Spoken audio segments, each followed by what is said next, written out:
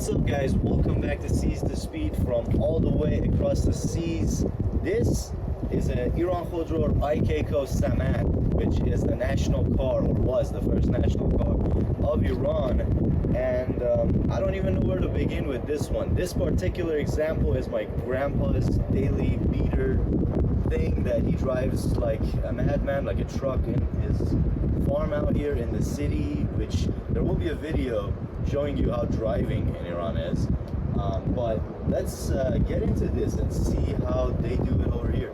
So the Samand came out all the way back in 2001 on the platform of Peugeot 405, which is already an ancient car that came, I think, with a 1.8 liter inline four. All of these cars are 4-cylinder sub 2 liter. I think the 405 had a 2 liter option and also a 1.6 turbo. We never got any of those. We just got the eco-friendly 5-speed manual basic versions of these cars. So this is based on that platform, on that chassis, but completely remodeled, so it will look a little bit more modern. This car is still in production. You can buy one of these brand new today. I believe it will cost about $12,000–$13,000 USD. But this car, this particular example, I believe is about 10 to 12 years old. And this is the LX trim model, which gave these thinner, more redesigned taillights. The original version used to look like this, and then in 2 years they upgraded it to this LX version. It also came with alloy wheels instead of the steelies that they used to come with, and a couple other options. The LX was introduced with a new motor, I think, back in 2010. It's called the EF7 motor. It's a 1.7 liter. It's a little bit more upgraded design. So Samand in Farsi is referring to a name of a particular horse, hence the logo for this vehicle. Now the LX also got this different grille, which suspiciously resembles a E46 BMW. In general, the front end of this car kind of has that BMW-ish vibe, but the car isn't anything like it. Let's get under the hood and see what this thing is packing. Alright, let's go ahead and prop this hood, which oddly props almost straight up.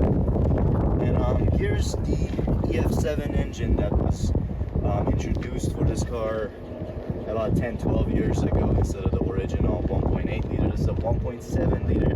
They say it's German design. I don't know who designed it over there, but that's just the common saying. This one, unlike the old engine, is coil on plug, so you have 4 individual coil packs. Makes around 113 horsepower. All the variants of this car make anywhere between 100 and 120, 130 tops, which I think that's even pushing it. This one makes 113. The original did 0 to 60 in 13 seconds. This one does it in 12 seconds. Now, where it gets interesting with these cars is fuel economy. These cars are super fuel efficient. I'll put the numbers right up here. Now it'll be in 100 per kilometer, but I'll have to turn it into miles per gallon for you. Aside that, your typical inline 4, nothing really out of the ordinary under the hood. Kind of similar to a Honda K series, something of that nature. It does have variable valve timing on the 1.7 liter as well. Now, as I mentioned, this particular one is the LX model, which was the second facelift. There has been since, I think, 2 or 3 other facelifts, which is the base car got different taillights. That's the one that's currently for sale for the base Samand, and also the LX is still for sale, and they also came out with the Soren, which is a facelift on the front fascia and the rear end with LED taillights. Supposedly it has the most options out of all of them, but also it has a different motor. As the front end of this car is kind of E46 or E36 BMW, like the rear end, especially on the original one, people call it Altessa like the Toyota Altessa or the IS300 of the era, because of these triangulating taillights, and also they kind of also resemble the C-Class Mercedes of the time with the taillight. This whole design is a mishmash of a bunch of cars, and all of them jammed onto a 405 chassis, so it is what it is. Now, while all of this sounds extremely boring, it's all about efficiency and getting you from point A to point B with these cars. And the most interesting thing about this car is, while it has its typical unleaded fuel tank and runs on gasoline, it also has a 70-kilogram CNG or compressed natural gas tank. And this is a very common thing over here in Iran because CNG is much cheaper and apparently it burns a little bit cleaner. So it's better for the environment as well. But that isn't without its compromise. The trunk space in the CNG and gasoline combined Samand is heavily compromised. If I can show you over here, there's the CNG tank in the back and it takes about half the trunk space.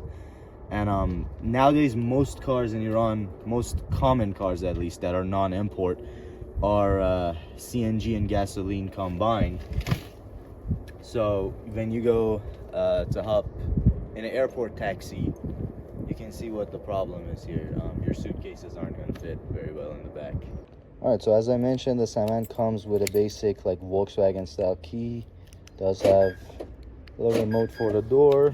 Let's hop in the interior this car and see what it's all about. So this year, this is a 1390 in Shamsi years or a 2012 model.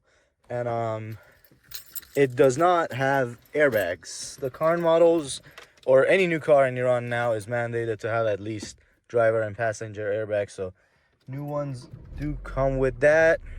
Starting up the engine, you can see this is pretty much just a cover. The horn is over here. You just push that in just like its cousin, the Peugeot 405. Coming down to the center stack, it really isn't much to write home about. And this car is my grandpa's work vehicle. He takes it to his farm, so it's absolutely disgusting. But this is a panel gap issue every single Samand I've been in has. I don't know what's going on with that, but this panel tends to bow in like that. But as you can see, there's the CNG or compressed natural gas button. You press that, and this one right now is out of CNG, but that light right there turns green when it's running on that. And it has a smart switch where it senses how low it is on CNG and it switches to gasoline. So you don't really need to use the button, but for some reason, if you want to run on gas or run on CNG and switch back and forth, that's your button. You have your trunk button, rear defogger, and your hazards. This is straight out of the Peugeot 405, and pretty basic radio for the time. New ones can be equipped with a monitor and a much more modern AC and heat situation. And this is probably the coolest part of this car, at the same time the most dated thing in it. Back when these cars were introduced, they didn't want to wire in a bunch of extra switches and stuff into the doors for lock and unlock and things like that. So you can see, you know, they have those. The new ones don't really have that because of thefts are super common in Iran now. They just shave that off so nobody can break in and pull that up. This is pretty much your central equipment center. This controls your door lock and unlock. You can lock and unlock with 3-in-1. Pretty much you have to get educated on what every button does, and you can set different things. You can set a pin code to start the car with this. Basic functions of the car are controlled with this. If for example, it tells you when you need to change your oil, things like that. Also, it tells you to turn off your lights if you turn off the car and the lights are still on, which is kind of funny. And yeah, that's about it. That's pretty much your info center in the Samand. As far as your other options in the LX goes, you do have all 4 windows going up and down with a button like so, whereas in the base model your rear windows are still manual roll up and down. This particular example has 218,000 kilometers on it, so it's had a decent life. I think that's about 140,000 miles, and for the model year, that's about average. And I'd say, you know, it could have done better quality wise.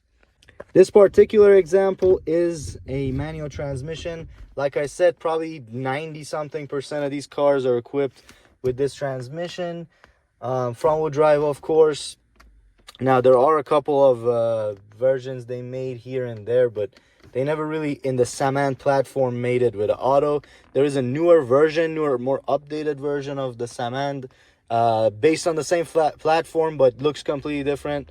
It's called Dena, and that car comes with a 6-speed automatic, although there's a lot of complaints with that transmission. So for the time being, I think most people are still going to go for the manual option on these Iranian-made cars.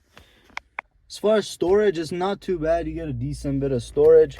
You got your glove box right there with a little lock. You have your door pockets, and you do have a pass-through in the back in the Samand to your trunk. Although that pass-through in this one is useless because you will be looking straight at your CNG tank. All right, driving the Samand with all of its 113 horsepower. That is 80 kilometers. Let's get it to 100.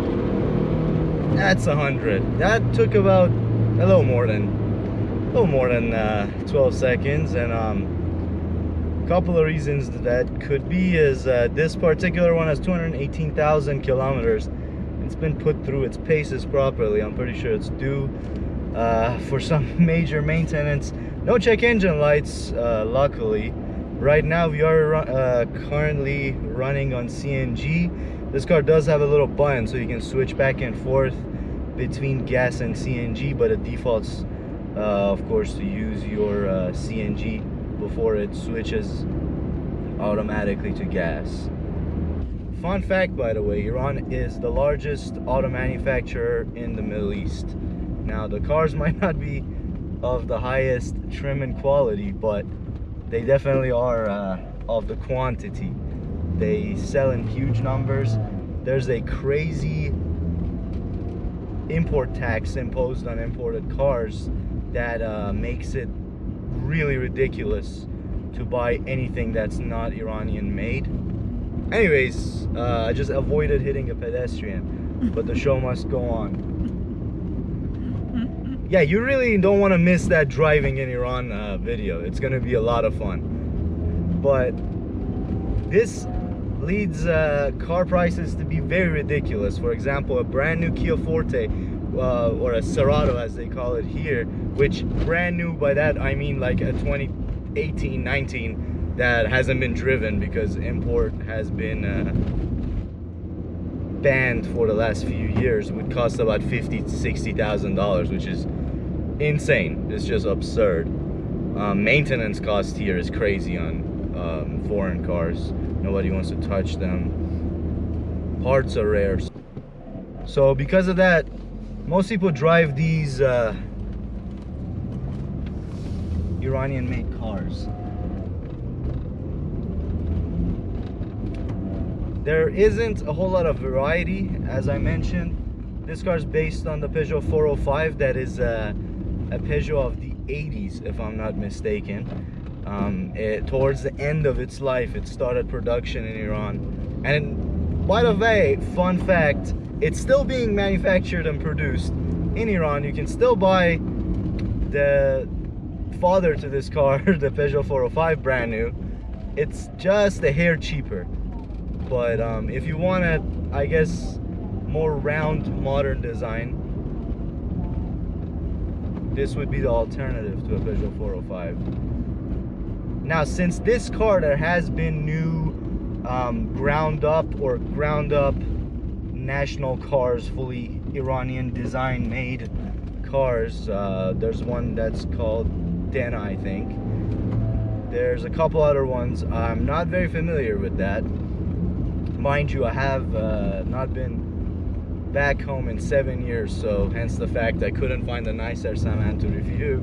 I just borrowed my grandpa. I really wanted to show you guys what this car is all about. But there are a couple of newer cars that are out there, but the price for the average person is really high, even for those national cars that they made. The average person's salary in a month of like $200 to $500 isn't gonna cut it to buy anything more expensive than this. And even this car requires a good bit of saving up in today's economy in Iran. As far as safety features go, This particular one does not have airbags, even though every car in America was mandated to have airbags back when this car was new. However, new ones and also every new car in Iran is now mandated to have at least driver and passenger airbag. How effective is that in a car that has crumple zones that are 20, 30, 40 years old? I don't know, but it is what it is. You know, so as far as safety, these cars aren't all that. As far as highway drivability, honestly, it's not that bad for the money you pay for it. You get what you pay for. It's a mishmash of a bunch of other parts bin Iranian cars, like the 405. There's a lot of 405 parts inside this car. But most family cars for the common person in Iran are a derivative of this chassis, pretty much. This is your highway, you know, travel car of choice. As I mentioned, a lot of taxis use Samand. With that, even with that limited trunk space that it has, they all have the CNG option, which makes it worth it for taxi drivers. Even though fuel is extremely cheap right now, it's about a tenth of the price we pay in the US, but with the wages again. All right, guys, and per the usual seize the speed fashion, it is getting dark, so I'm going to give my grandpa his car back as I drive it on a dirt road, as you would. Iran is a great place to prove that you do not need a truck to drive off-road. And with that bombshell, this video is over, so thank you so much for watching. Consider subscribing if you're not. Have a great day. Peace out, and I'm out.